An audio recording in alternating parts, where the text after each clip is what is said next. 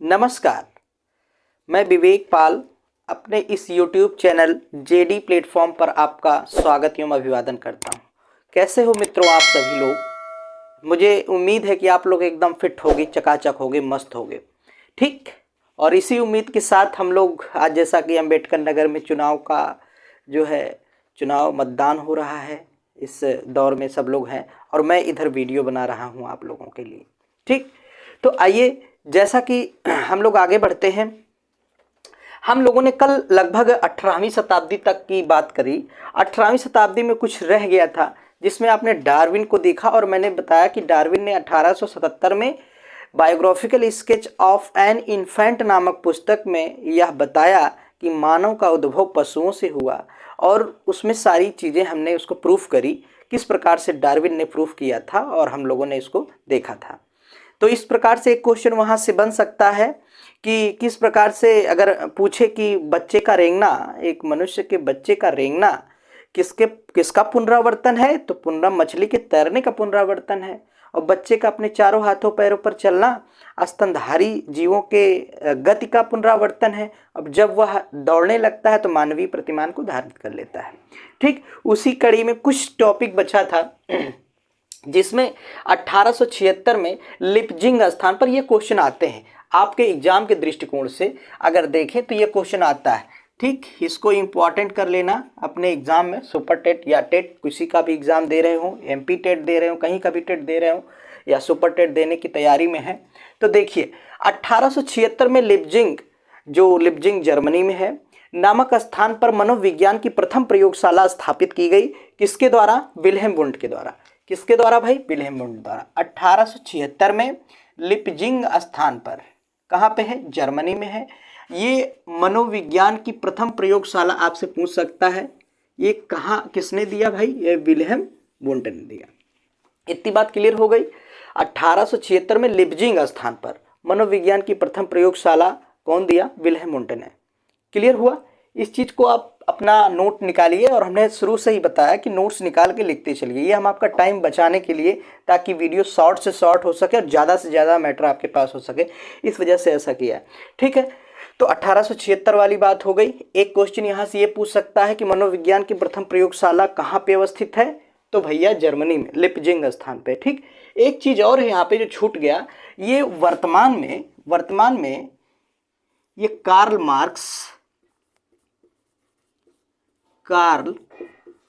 Marks विश्वविद्यालय के नाम से, विश्वविद्यालय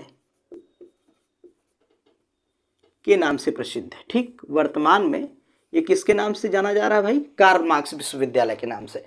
अब अगर कह दें कि मनोविज्ञान की प्रथम प्रयोगशाला आप कहाँ है? कार्ल मार्क्स विश्वविद्यालय में। जी ठीक है, कहाँ पे है? लिपजिंग स्थान पे। इतनी बात क्लियर हो गई। एक क्वेश्चन ये हो गया, मोस्ट इंपॉर्टेंट क्वेश्चन है। ठीक, आगे चलते हैं। अब बात करते हैं हम, ये भी इंपॉर्टेंट क्वेश्चन हो जाता है आपके एग्जाम के दृष्टिकोण से। 19वीं शताब्दी की बात करते हैं। 19वीं शताब्दी में भैया मारिया मॉन्टेसरी आई। कहाँ? Maria Montessori. Actually Maria Montessori ये इटली की रहने वाली, कहाँ की हैं? इटली की रहने वाली। ठीक, इसको नोट डाउन कर लीजिएगा। मारिया मॉन्टेसरी कहाँ की रहने वाली हैं? इटली की रहने वाली हैं।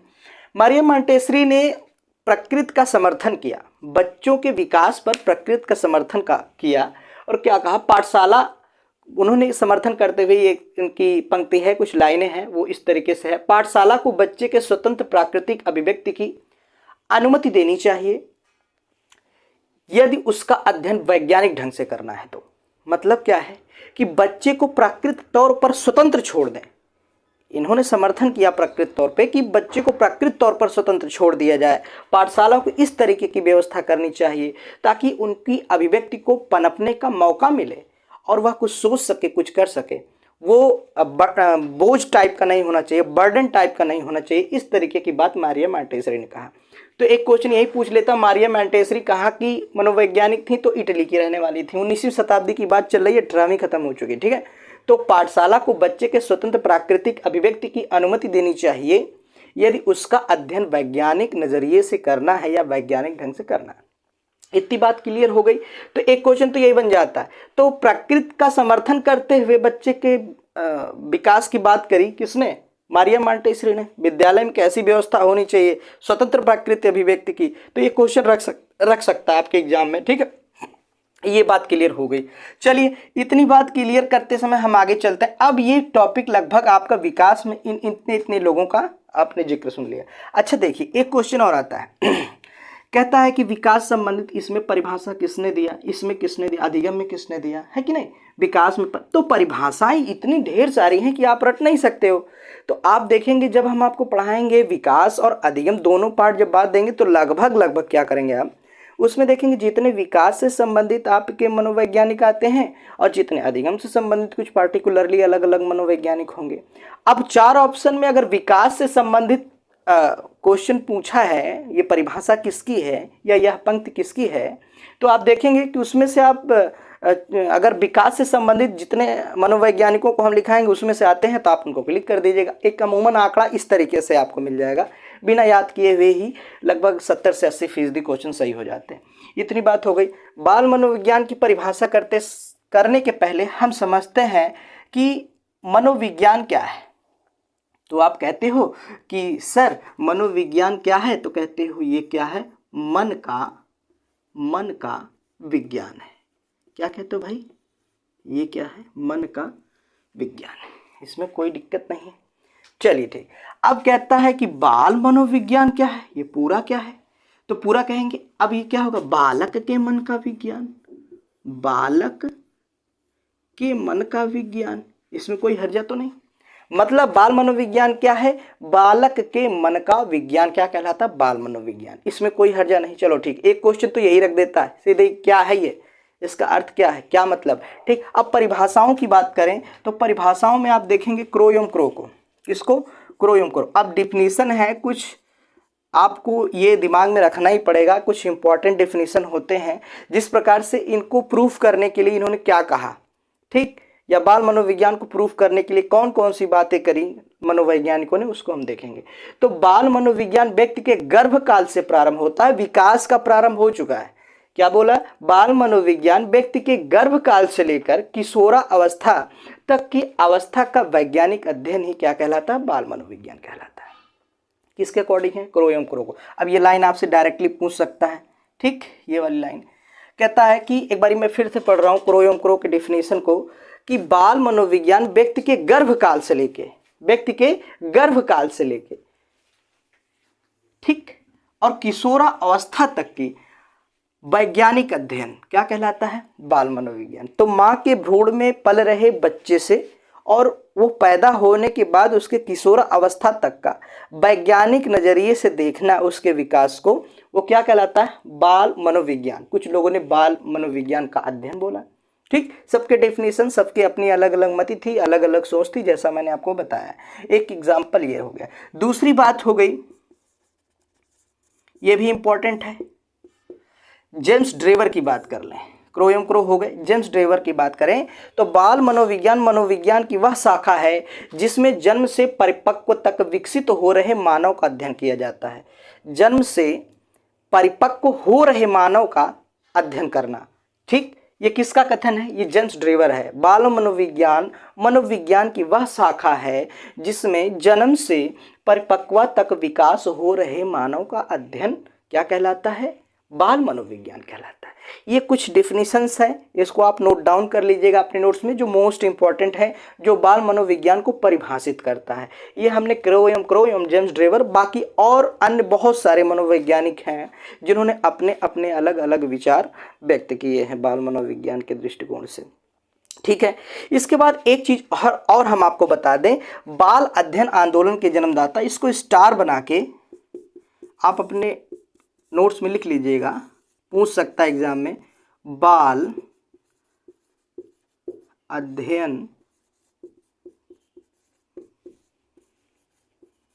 आंदोलन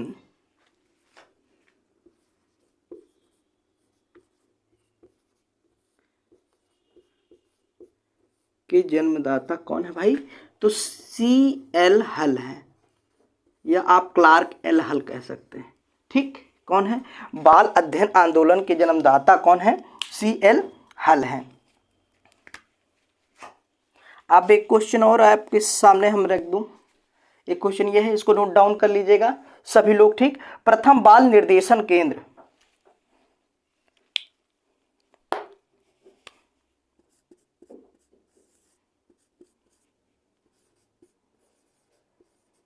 प्रथम बाल निर्देशन केंद्र, डायरेक्ट पूछ सकता है ये भैया प्रथम बाल निर्देशन केंद्र कहाँ अवस्थित है, तो ये शिकागो में है। कहाँ पे है, शिकागो में। ये भी आपके एग्जाम के दृष्टिकोण से इंपॉर्टेंट हो जाता है। इन सब चीजों को आप लोग नोट डाउन करते रहिएगा, ठीक है।